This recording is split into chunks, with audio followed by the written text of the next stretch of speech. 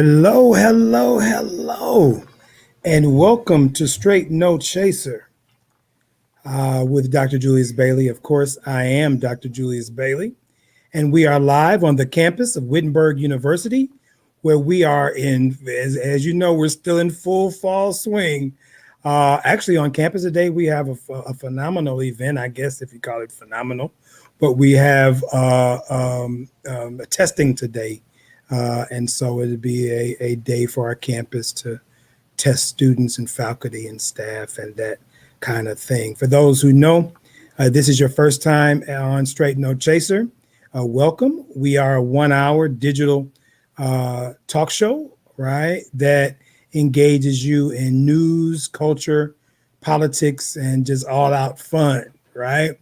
If you enjoy what you're experiencing today, please like the Straight No Chaser page on Facebook.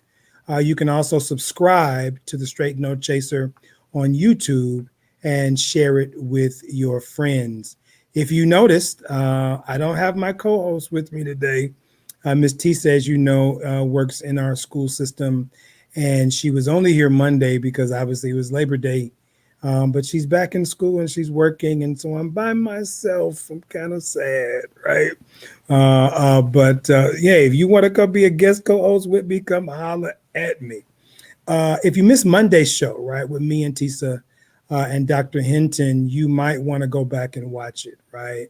Mental health, COVID-19, its effects, death, right? So much death, and stress, right?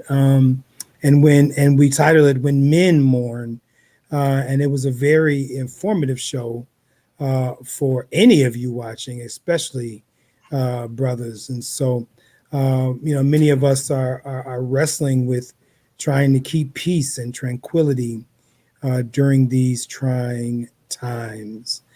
This show is only made possible through, quite frankly, my personal money and my daughter getting tired of that, but also thanks to some segment sponsors, and I thank all of you who have done that. We still need more, and so if you're interested in sponsoring any segment or any aspect of the show, please let me know.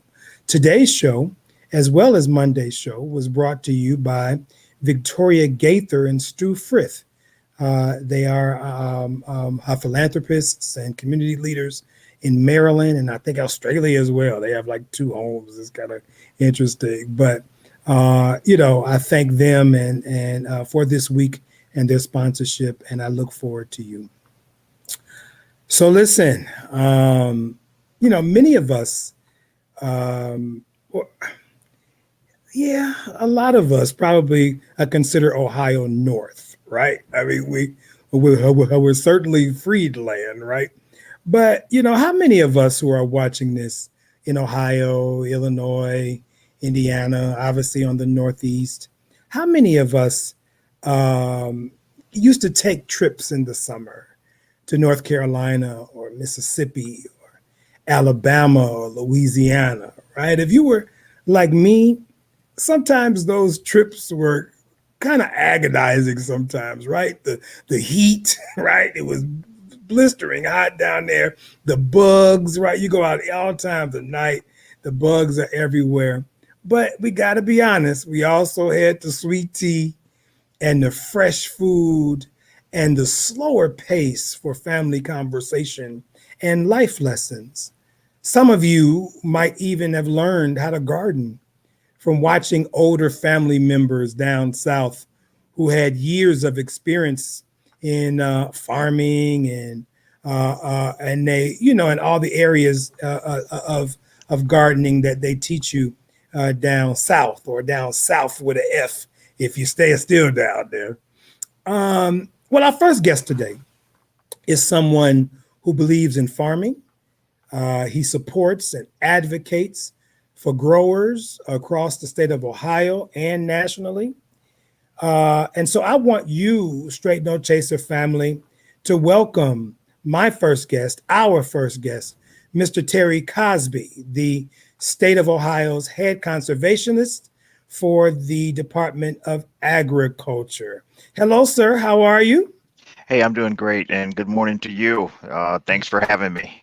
Good morning, man. Thank you for taking some time out to be on the show. And what you just told me, you made me smile, man, to know that your son went to Wittenberg, man. And I know Wittenberg is proud to know that. I don't know if they knew that, but now they know. And so he is a proud alum of this institution. So thank you for trusting us with your son, man. Yeah, I think he enjoyed his time there, got a great education, and more importantly, he has a job now. He can I leave dad know that's alone. right. I know that's right. I know that's right. So, look, man, tell us about your background. I think I read that you were from Mississippi. Is that right? I am from Mississippi, born and raised there. It's kind of a long journey. I was Mhm. born in the early '60s, and I still own the farm that my great grandfather acquired when he left slavery in South Carolina. So the farm is still Mhm. in the family, still have it. My mom and dad raised 8 kids there on our family farm, and so it's still in the family. We still have them, and so I consider myself a farmer. I live in the city right now, but I go outside. I got a garden out back, and so I still have to get dirty. And the thing that you talked about, all the folks coming from north down south, I was one of Mhm. those Mhm. families. We had to go out and pick fresh stuff, and when people showed up, and they'd come in and eat, or they'd take it back north with them. So uh, I'm familiar with all of that. But I'm from northern Mississippi. I'm a graduate of Alcorn State University, one of the 1890 universities, and the 1890s play a very important role in the education of a lot of our black kids, especially back in the early goings. And I know they still doing that. So I'm a product of the 1890 system. So wow. Well, so you went to Alcorn State. I mean, that's great school. It has a All great corn, school. all corn, all corn. Right, Alcorn State. Right, right. Okay. Alcorn State. Right. Yeah, yeah, right. Uh, and actually, one of your alums, Charles Evers, right, the brother of the Yes, legendary Medgar yes, Evers, right. just died this year, Yes, right? yes. And I think Medgar met his wife, Merle, there at Alcorn State, right? And so Exactly right. Alcorn, yeah. So and those of you in the audience know, obviously, we know the tragic history of Medgar Evers, who was shot down as a leader of the NAACP, and his wife, Merle. I don't remember the year, but in the last 10, 15 years, was the former head of the NAACP. I'm a Howard boy, right? And so Alcorn, I know Alcorn specifically because we played Steve McNair, Yes, right? And yes, so we yes. played Steve McNair in my years, and may his soul be rested, of course. I know a number of professional football players actually came out of Alcorn. You all were the Braves, is that right? That's exactly right. Yeah, I remember. Yes. I said I know it shows in my swag, but I'm a Howard boy. But I give love to the swag. You know Uh, what I'm uh, saying? Thank you. Thank you for that. And honestly, as I think about Mississippi and especially my background, one of the nexus that we have is our Howard alum and our homeboys and Michael Espy, Hmm. right? Yes. And the work that Mr. Espy has done, what did, of course, in his short time, but his work with the Department of Agriculture and, of course, Senate and in the state of Mississippi itself. And so I have family in Chula, Mississippi, in Holmes County. And I certainly know that area well. And so let's just jump into it, man. So you hold the distinct title of the Ohio State Conservationist within the Department of Agriculture. Uh, tell our audience right now, what is the breadth of your role? Like, what are the areas and issues that you cover? Well, I've been with USDA for over 40 years, and so I've had several different roles, but more importantly, as state director here in Ohio, there are three things that I tell my folks that we have to do and make sure we maintain. First off, is the public that we serve. We have a lot of landowners out there, and we provide good technical sound scientific-based information to them. The second thing is the employees that we have here in the state. And thirdly is the money that comes through my agency from farm bills and all those type things that the public entrust in us to make sure that we're doing a very good sound job for conservation. So we have 75 offices in this state. There's one in every in almost every county. We have 88 counties in the state. So we have 75 offices. And so we have very good technical folks out there for landowners when they walk through the door or whether they call us, and we provide good science-based technical information to our public. And it's been a great career. Our agency has been around for about 80 years. We were born out of the Dust Bowl. If people remember back when everything was just in the air, all the dust and all the dirt was in the air. And so we were kind of born out of that. And so we've been around 80 years. Wow. Wow. And so you have offices in 75 counties, and as a state director, you have what, like county adjutants or county directors who work under you? Yes, what we call them district conservationists. District conservation. Okay. District conservationists, and a lot of times they'll have 1, 2, or 3 counties that they serve, and then they also have staff that work for them. So, and then we have a lot of partners that help us. There's just a number of folks out there that can provide this service. But in Ohio, we have about 300 staff folks in those counties, and then with all the partners and with the soil and water districts, we've probably got over 1,000 folks out there that are around the 88 counties that's there to serve the public. No, that's wonderful. What we know is when we ensure that a community or a town has a nutrient-rich, sort of healthy produced foods in an environmentally friendly way, and when we provide, right, a stable and economic foundation, especially for local farmers, then we sort of as a community, right, as a state, right, we go a long way to build sort of stable families in that kind of way.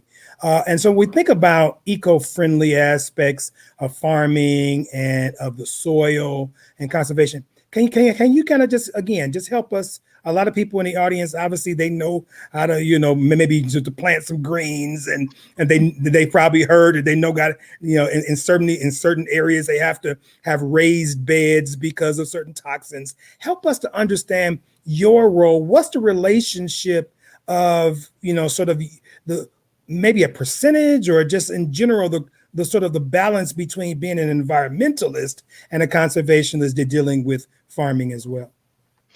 Well, when you start talking about conservation, you talk about a lot of things. You talk about preservation, you're talking conservation. We cover the gamut of all of that, and environmental stuff is under that. Our agency is one of those voluntary agencies. We don't enforce anything. We ask people to come in, and we work with them, where they are, and that's from urban to the big farms out there. Ohio is known for its production agriculture. That's corn, soybeans, wheat, and all those type things. But recently we've seen an increased number of folks that want to do the backyard gardening, or on their patio, or on their roof, or we just see a lot, and especially with this pandemic going right now, a lot of people just enjoy walking out behind the house and plucking a tomato or a cucumber, or and going back inside and eating that because they know where it came from. Right. And they know they raised it and that type of thing. So there's several ways that folks are doing urban ag. But the other thing is, one of the key things here is access to land. A lot of folks don't have that access, so they have to do it in their backyard or in their garden, and that's not going to change. Now, when you get south, where I'm from, access to land is not, we still have access. A lot of black farmers, a lot of folks still own land, but we're losing that land at an alarming rate, because what's happening is a lot of the older folks are dying, and the kids are selling it. This air property, and the kids are not keeping it, and selling it. So we're seeing a huge decrease in black ownership of land. But when you get to Ohio, we don't have a lot of black farmers. There's probably less than 200 black farms in Ohio, but we work with anybody that walk through the door, but we're happy to see urban take off, and that way we're able to help a whole diverse group of folks, from Asian to Black, Hispanic, you name it. They're coming in our office, and we're there to help serve them. And so I think urban agriculture is going to continue to grow as people figure out that the food is health. If you grow your own, you know where it came from. It's a lot healthier, Mhm. and it's just right there, ready for you to eat it. No, that's right. So if you're just joining us, we're on with Mr. Terry Cosby. He is a state conservationist for the United States Department of Agriculture here in Ohio. And so we're proud to have him on. So, I mean, I know you know this, but just to remind the audience, in a small town not far from here in Springfield called Urbana, there's the Michael Farms, right? And Michael Farms, as we know, is a big farm, right? 3,000 acre, I think 3,000 plus acre produce and vegetables. And not too far away, long ago, because you mentioned COVID, they had a very large sort of outbreak of COVID on their farm. And I think reports said that maybe 40% of their farm workers had tested positive, and that affected their production and things like that. And we know across the state that many meat processing plants as well were hit with COVID-related closures and shutdowns. And not too far from you, I recently visited the chili farmstead, Justin and Becky. I remember them, and they were talking about the challenges to growers, especially smaller growers. And so I guess my question to you is that obviously pre-COVID, there were, just don't say discrepancies, but there were differences, obviously, right, between how smaller farmers operate, their ability to sort of gain access to state funding or things like that. But now post-COVID, I'm just wondering if you can talk to us a little bit about what your office is seeing we're not really post-COVID, we're during COVID. So what you're seeing in terms of the COVID-related challenges that your farmers across the state are experiencing. Most of the farms that we deal with in Ohio are family farms, and a lot of them do hire labor for when they need it, especially during planting season and harvest season. And so I think that for what we're seeing here in Ohio, we have not had that big influx in the farm community, especially, we have not had to shut down any of the hog plants or any of those type things. We did have some scares. We were really close. My office has worked with the Department of Agriculture here in the state to look at, do we need to do anything there? I know that we have a lot of dairies out there that are producing a lot of milk. And so we've been at the forefront trying to help our state partners. That's the Department of Ag and DNR and some of the rest of them. So we're working very closely together to make sure that everything is working in hand here in the state. But when you start talking about farm labor, there's a shortage. There's a real shortage. There's not the farm kids that used to be. When I was a kid, I was on the farm, having my dad do all these things. There's just not a lot of farm kids out there. And so a lot of these farmers have to hire laborers to come in and help. And I think we've done a very good job here in Ohio as far as the farm, and COVID not hitting it as bad as some of the urban settings that is happening. And I think because of that, you're out there, you're out in the open spaces, you might be in the tractor by yourself, you're out doing chores by yourself. So it's just not that many folks running around, and as you get into the urban settings. But we've been very fortunate and lucky here in Ohio. We have not had the outbreak on these farms like we have in some of the urban areas. Some of the urban, you had mentioned earlier, just to make clear with the audience, you had mentioned DNR. Is that the Department of Natural Resources? Sorry about that. We got so many acronyms, but I it's know, Department of Natural Resources, and also the Department of Agriculture. We work with our state partners very close from a federal standpoint. Sure. I just want, I'm an educator, man. I gotta make sure we don't lose nobody in the audience, right? Some folks, they taking notes, man.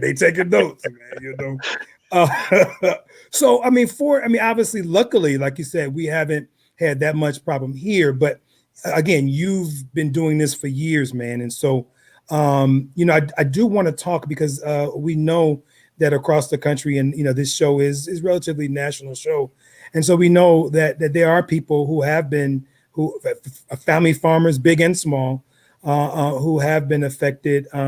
And obviously not just COVID, right? But we talk about oftentimes issues of drought, right? Issues of flooding, all type of things affect. So can we just kind of talk nuts and bolts of this farm thing, right? So do Black farmers, do smaller farmers, family farmers, do they get access to stuff like loan guarantees or crop insurance or disaster payments in situations like this?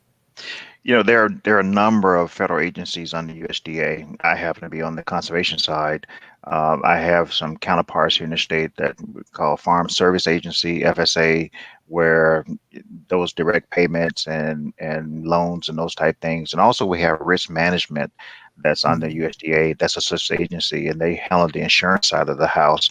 And what we do at NRCS is we write those conservation plans, and we help people get eligible for a lot of those things. And so the access is access. There's a farm bill out there.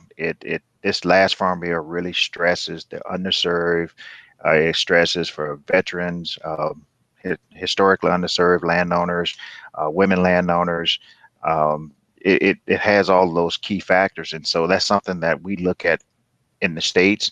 We make sure that folks have equal access to those programs, and I think all of my counterparts around the country, all 52 of us, we make sure that, and we go out and try to find folks. And one of the things that we're having difficulty is we don't know where folks are, and Okay. that's where our agriculture census comes in every 5 years. It helps us identify where farmers are. It helps us identify landowners. It helps us identify a lot of things. And then a lot of time these farm bills are based on a lot of that information that we get. And so we're struggling right now trying to get folks to fill out those census. The U.S. Census is every 10 years, but there's an agriculture census every 5 years. And so that helps us identify where folks are. And we have a number of Black landowners around this state, and pretty spread out around the country. So sometimes we just don't know they're there. And so any help we can get would be great. But access, folks need to start coming into our offices. There's a USDA office in almost every county. Like I said, I have 75 offices in the 88 counties, and we're there to help. They can just walk in and find out what's available for them. And something I want to stress is a lot of time people are not looking for money. They're looking for technical assistance. Because we like I said, we write those prescriptions. It's kind of like going to the doctor. We walk the land with the landowner. We talk about soils. We talk about weeds. We talk about plants. We talk about animals. What is the objective here that you're trying to accomplish? And then my folks will write that prescription for the land tailored to just those acres that you have. Interesting. And then they can look at those things and try to implement some of those. And oh, by the way, we may have some funding that may help you get to your end goal. Okay. So we don't go out looking and saying, hey, we got money. Let's look at your resource issues and resource needs and try to figure out what the best route is. And then we do that. And then we talk to them about, hey, there's a pot of money here for that. There's a pot of money for that. Let's get you qualified for it. And then we'll walk you through the process. And at the end result, we got the resource taken care of, and people didn't have to pay the whole amount out of their own pocket. I mean, that's important information. Do you have is there a website or a phone number for anybody who might be listening who want to take advantage of that type of assessment and farm assessment and technical assistance? Yes, farmers.gov. That's our website. You can also go under the USDA website. As I said, it's the Department of Agriculture. There's should be there, like I say, it's one in almost every county. I have just called there and talked to some of the staff. The person that called would be our district conservationist. They're willing and able to assist, and they'll make an appointment with you. With COVID going on, things are a little bit challenging right now, but we are still in business, and we are out there to serve the public. That's what's up. That's what's up. I want to get to the farm bill here in a minute, but I just want to ask you because you mentioned the technical assistance. What is I mean, I know one thing I keep hearing on a lot of times is the sort of the way technology, right? And we know that. I mean, you growing up in Mississippi, you know the distinction. I mean, the sort of the differences now, even than it was, 40 years ago, right? And on my granddaddy's land there in Holmes County, I mean, I see the difference in terms of how they, till and do things like that. But as it relates to smaller farmers, like, what are options technologically that they have that maybe your office or the USDA or farmer or that farm website can help them in terms of access to technology, maybe loans to get equipment and things like that. I grew up in a time that we didn't have a lot of technology. We Right. were on the party line. You had to wait till somebody to get off the phone to to talk, and everybody was listening to everybody's conversation. And my dad and I, we farmed with mules. We actually, and my kids, they still laugh to the day. They don't believe it, but yeah, we farmed with mules, Right.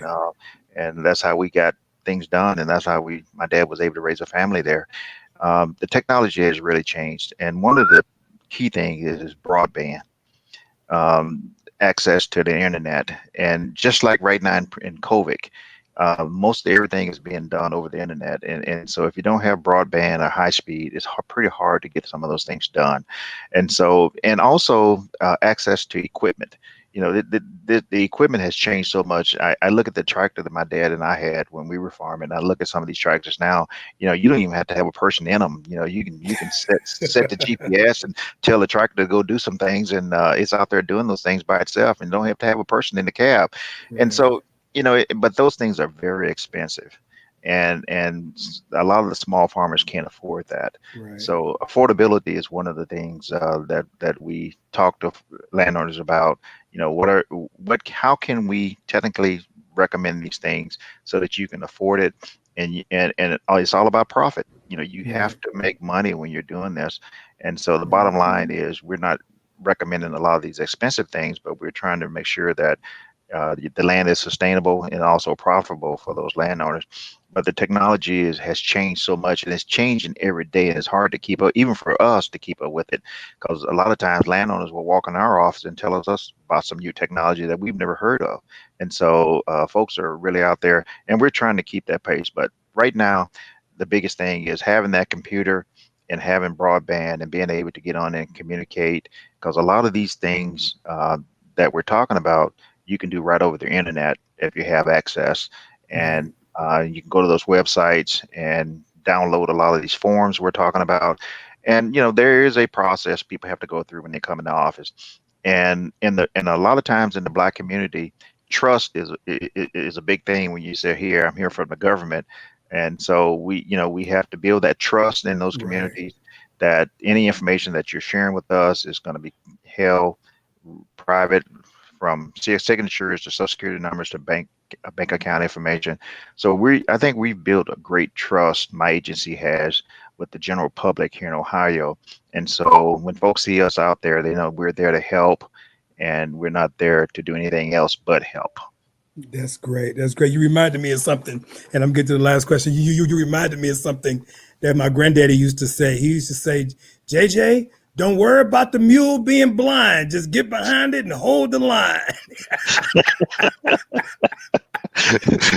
Well, if you remember that those mules had those blinders on, Yeah. they could only see forward. They couldn't see to the side, and that way you walk up to the side of them, you didn't get kicked.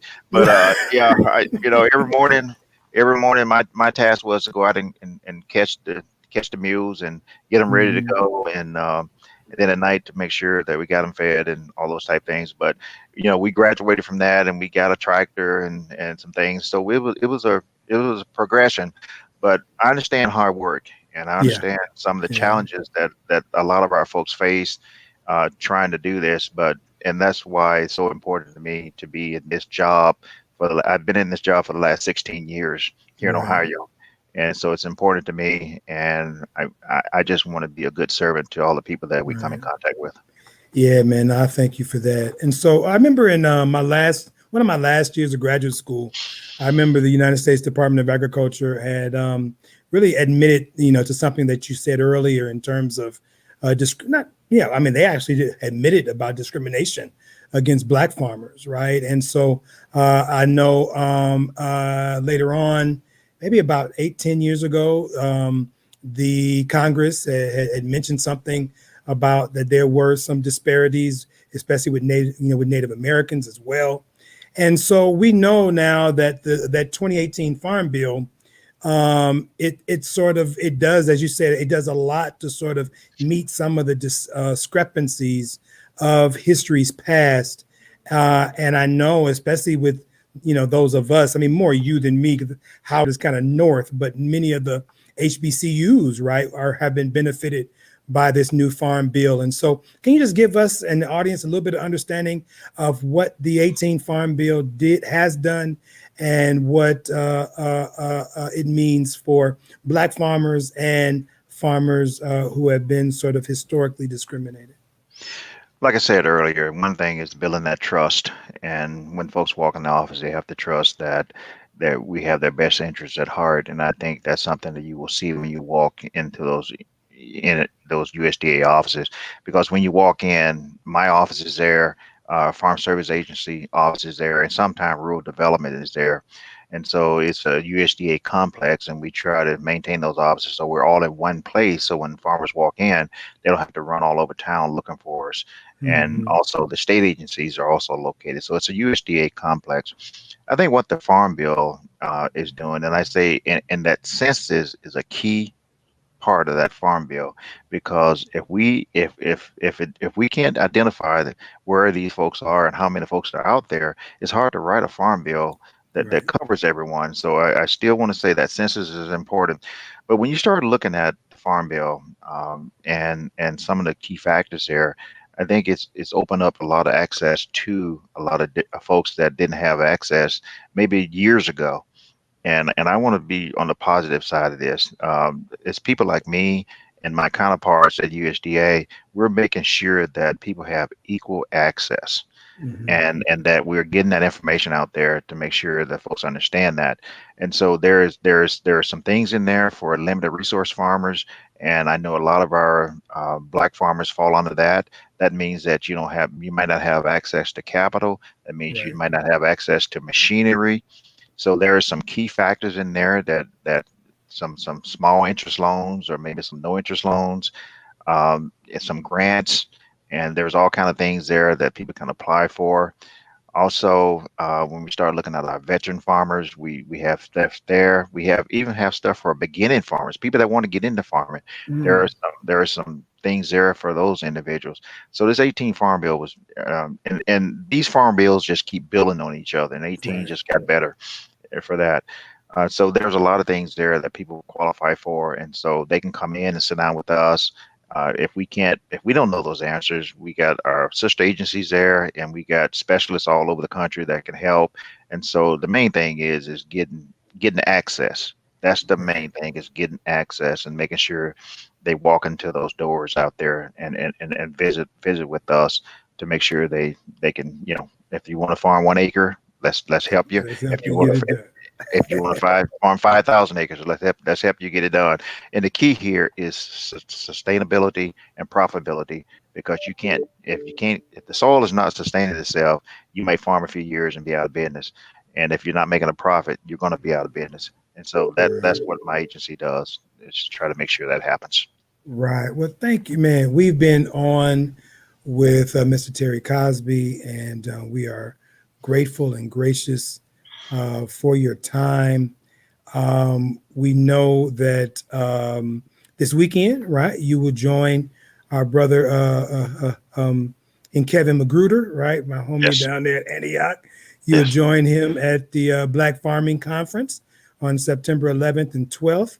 And so if you're watching this and you're in the area, please make sure you check out the Black Farming Conference. I think it's called 40 Acres of the Mule or something like that this year. Check it out online. My brother Kevin Magruder at Antioch. And again, we've been gracious to have the time of our Ohio State conservationist, for the United States Department of Agriculture, Mr. Terry Cosby, who is also a parent of a Whit Tiger alum. And so we thank you, brother. We thank you for your time, and we thank you for your service, and we thank you for coming on Straight No Chaser. Anytime. I love doing this. No problem, man. Take care. All right. Wow. Well, I know many of you, I know some of you, right? Now, Queen Sugar, the good thing about Queen Sugar that y'all been watching is that now you see how Queen Sugar operates, right? You saw about the historic legacies, right, of old farm to new farm. You saw about the ways in which people lose farming, not just through racialized contexts, right, which you saw in Queen Sugar, but you also see in the ways in which some of our parents and grandparents just didn't bequeath, right, didn't get the paperwork done, didn't do the titles and the deeds right. And so so Terry Cosby mentioned the ways in which Black farming across America, and especially in the South, they're losing their land. And it is sad. I mean, it's sad. Like I said, my family is from Chula, Mississippi, the Holmes County. And Holmes is the poorest county in the poorest state of the United States, right? And I think we have maybe 144, 164 acres of land, and a lot of things that we try to do with it. But listen, I just want you to know that this important discussion affects so many of our lives. I mean, whether we really pay attention to it or not, right? Our lives literally depends on farmers, and our economy, right, mandates that we do what we can do to support their important work. And so I'm proud to have had our first guest, and I'm proud to support the work of farmers. Like locally, like I go 2-3 times a week, shout out to Clark's and Pendleton's here in Springfield, Ohio. Shout out to the soup, right? Springfield, Ohio, urban plant folk here that I reach out to on a weekly basis. And so we just are grateful for Mr. Cosby, the work that the USDA and the State Conservationist Office is doing with sound policy and caring policy makers. So speaking of caring policy makers, our next guest, right, is nothing less than a quality legislator. She's a nitty gritty fighter for the working class and poor folk, mothers and children. She is just a gem to have as a leader within our state. Ladies and gentlemen, please welcome to Straight No Chaser, Ohio District 26 State Representative, Erica Crawley. Good day, ma'am. Good day. How are you? Oh, yeah, like I'm like a kid in the candy store, just so giddy to have you on my show. Really. Oh, thank you. For sure. As I told you before, I've been following you and your work now for about 2 years, and I'm just fascinated by what you do and how you represent the state. And so, again, just thank you for what you do.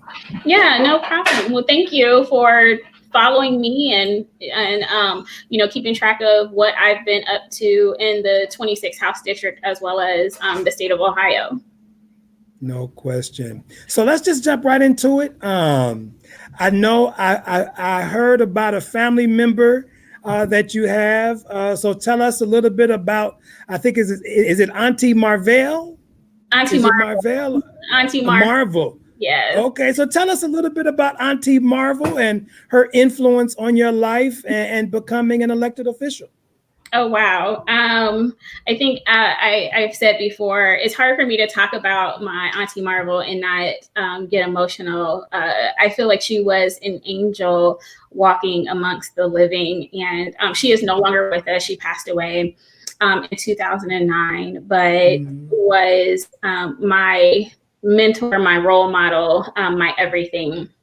And so the influence that she had on my life early on, I mean, I've talked about before my childhood, and I grew up in a working class family in Youngstown, Ohio, born and raised on the South Side. My family worked at GM and Delphi Packard, and my mother and my father as they did the best that they could, struggled with substance abuse and alcohol addiction. And, during that time, and they've been clean for 17 and 18 years, respectively.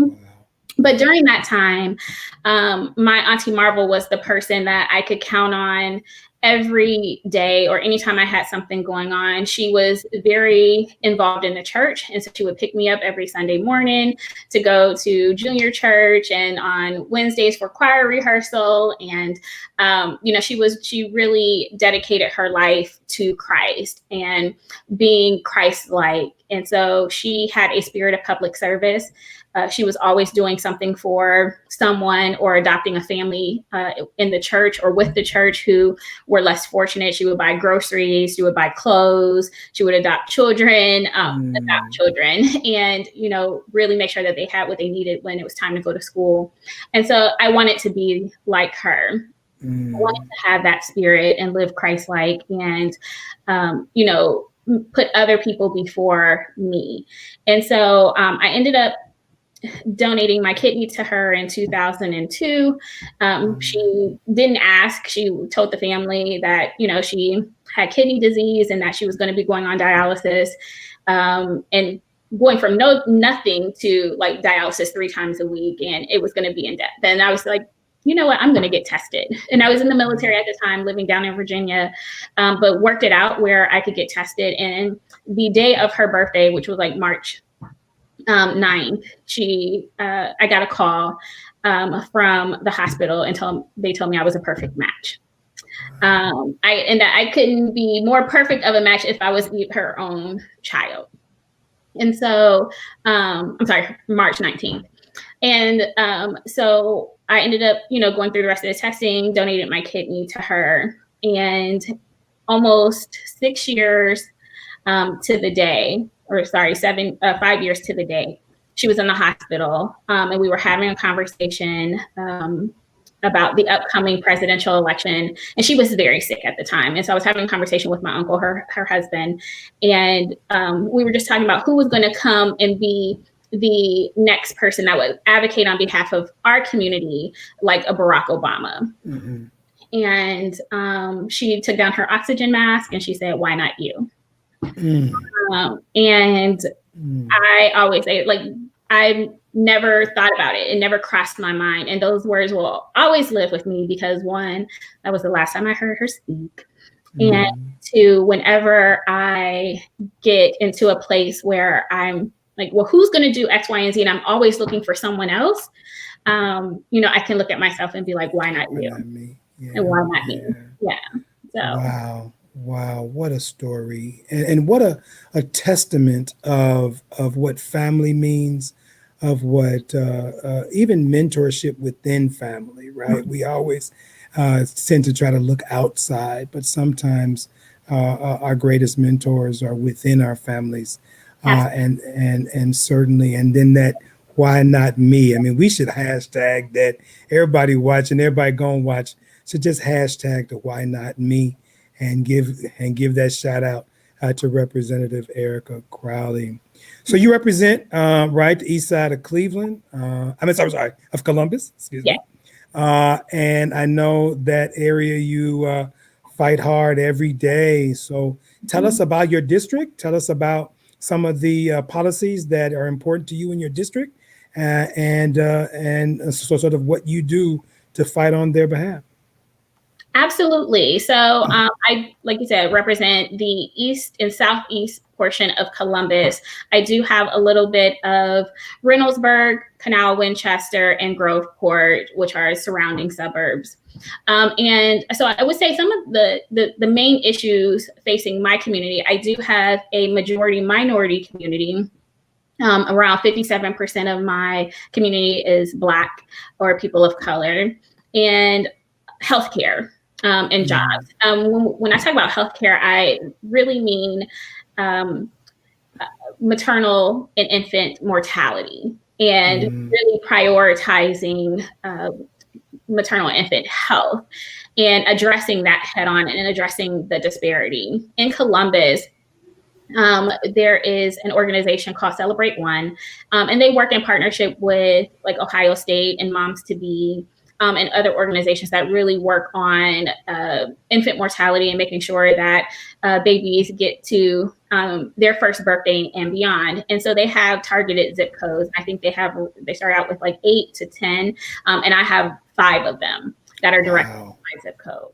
And so maternal and infant health is very personal to me, not just because I represent a district that has some of the worst infant mortality and maternal death rates, but because I've had my own traumatic pregnancy with twin girls and experienced complications that could have been very severe.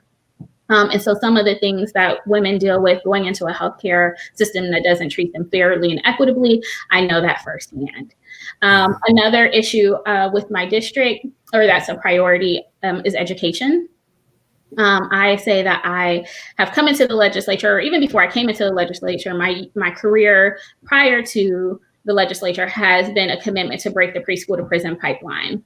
I am an advocate for universal pre-K and all-day kindergarten. I used to live in Georgia, and work in a child care setting where universal pre-K was all throughout the state, and right. Legislation passed in a Republican legislature, so a Republican-held legislature, which we have here in Ohio. So I'm like, if Georgia can do it, we definitely can do that here if it is a priority for our administration and our legislators. And then I would say the other, and they kind of go hand in hand, is workforce development and jobs. And when I talk about workforce development, I'm talking about small businesses and small minority-owned businesses, and disinvestment that has taken place in my community alone has been severe, and you can see it. We say here that we live in a tale of two cities or a tale of two counties. You can see where the city of Columbus or Franklin County is thriving, and then you can see where it is not. And because I have a majority-minority district, it is important to me that small businesses have access to capital. And we even see with coronavirus and the PPP loans and who received those loans and who did not.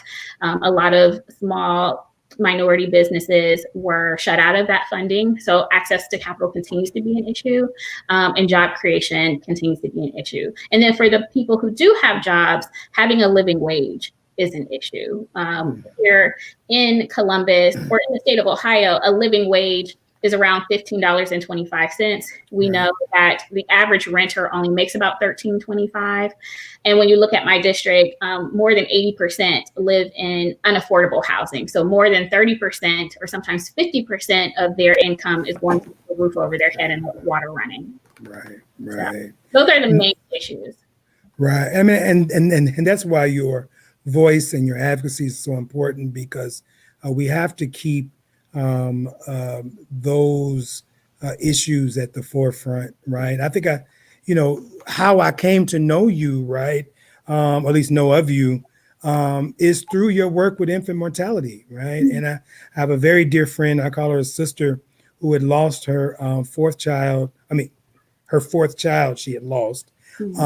And she was working with Children's Hospital of Dayton, just sort of as an advocate with other mothers who had went through the sudden infant baby syndrome, right? SIBS.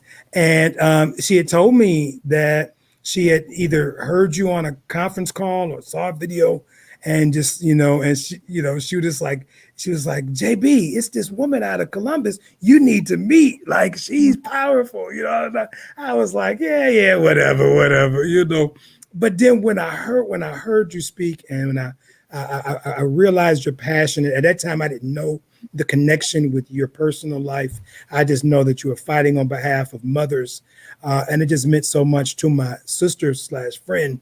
And I just thank you for that work that you do. And certainly, you have a friend in me to help you to continue to push that. The other thing that I'm fascinated by is that I heard a story that you were in the Navy. I know you mentioned you were in the military in Virginia.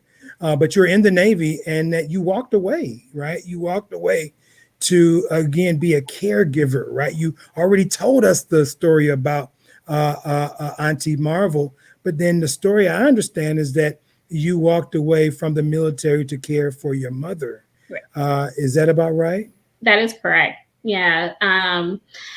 Yeah. And I miss the military. I feel like I grew up in the military. I dropped out of college. And I am unashamed, about that. I talk about it all the time, especially with people that are in my community who feel like, all is lost. And I'm like, I dropped out of college. And so I understand. And so I dropped out of college to go to the Navy and was on active duty and shore duty down in Norfolk, Virginia, managing communication assets for the Atlantic Fleet. It is usually, for my rating, which was an IT or information systems technician, usually you are on a rotation. You do 4 years out to sea and 2 years shore duty. Well, I left up and went to shore duty right out of A school. And so I was up for orders. And because we call a detailer, so like a human resources person, continued to go back and forth about my orders. And I had explained to the gentleman that, I had a mother, my mother raised me as a single mom. I'm my mother's only daughter. And she was getting ready to have open heart surgery. My mother has a lot of health ailments. And has been in and out of the hospital my entire life. And I'm like, she's getting ready to have open heart surgery. She also had her knee replaced. She just had a lot going on. And I said, I'm okay going out to sea, but could you put me on a ship where I'm with the admiral and can go out and come right back in because, I have to take care of my mom who's getting ready to have open heart surgery. And he was unwilling to work with me. He's like, you shouldn't have gone to shore duty. First, you needed to be out to sea. And given the time, we were dealing with Operation Enduring Freedom and Operation Iraqi Freedom. So I served during 9/11, and deployments were going from 6 months to 9 months. And I served in, I signed up knowing that I could go to war and go out to sea. I wanted to go on a ship, but an admiral going on the ship that carries the admiral goes out for maybe a month and comes back in. And it would give me time to help my mom, or she's in rehab, and, just work through those issues. And since he was unwilling, I applied for a harsh discharge due to my mom's situation, and had an honorable discharge, but ended up having to walk away. Right. And so again, audience, we are on with Ohio State Representative Erica Crawley, who is, really showing us the heart of who she is.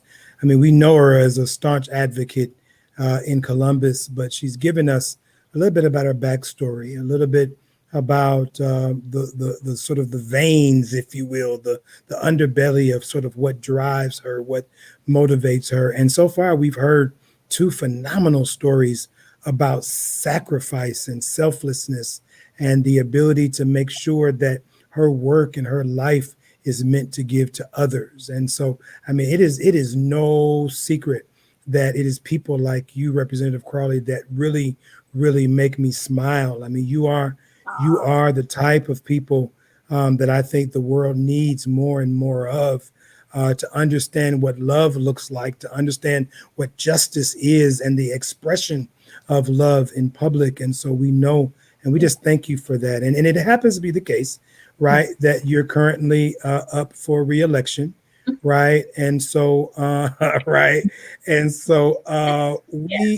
there may be somebody here who've just heard you. They may be from Ohio. They may know who you are. They may be in Columbus right now and may have said, I know who she is, but man, I've learned so much about her. I want to give to her campaign. I want to help her with volunteer. I want to do something. Can you tell us or tell the audience how to reach you if they want to, support you and be on Team Crawley? Absolutely. I would love all of the support that I can get or volunteers. It is hard campaigning, but you can get in touch with me by sending me an email at Erica, ERICA, at crawley4ohio.com. You can also go to my website, which is crawley4ohio.com, and there is a link to sign up to volunteer. And then, if you just want to talk about the issues or what's important to you or what you think we should be doing at the state level to help everyday Ohioans, feel free to call my cell phone. And you can reach me at 614-859-2698. And I give that out regularly. And I think people are surprised that when they call, they think somebody else is going to answer. I answer the phone, which is true if you call my office. I do have a legislative aide, but when I'm there, sometimes I just pick up the phone. And I do catch people off guard, and I like that. Because they're like, I was looking to talk to someone else. I'm like, well, I'm the rep. You want to talk to me? And they're like, well, yes, I have you. So, but yeah, that's how you can get in touch with me. You can also follow me on Twitter at Erica C. Crawley, at CRAWLEY. I am on Twitter, I'm on Facebook, and I am on Instagram. That's phenomenal. See, and you just hurt my feelings because I thought I was special having your phone number. And now millions of folk got it. I'm not special. My heart. But thank you.